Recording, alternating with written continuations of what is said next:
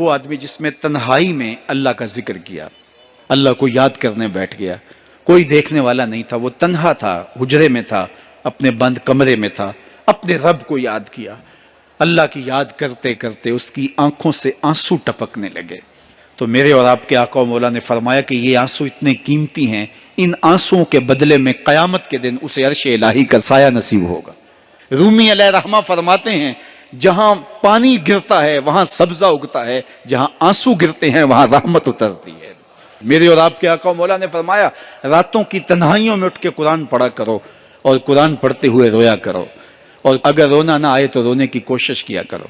جب بندہ اللہ کی حضور الہاء زاری کرتا ہے، عجز کرتا ہے، انکساری کرتا ہے، تو اللہ کی رحمتوں کو جوش آتا ہے اور اللہ تعالیٰ کی رحمتیں اس پہ برستی ہیں، اور اس کے نہ صرف گناہ معاف ہوتے ہیں بلکہ اللہ تعالیٰ اس کے گناہوں کو بدل کے نیکیوں میں تبدیل کر دیتا ہے۔